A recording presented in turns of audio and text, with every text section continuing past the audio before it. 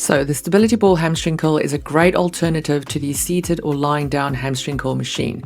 So first things first, grab your stability ball, then place your heels and lower calves on the center of the ball. Keep your arms out wide for stability.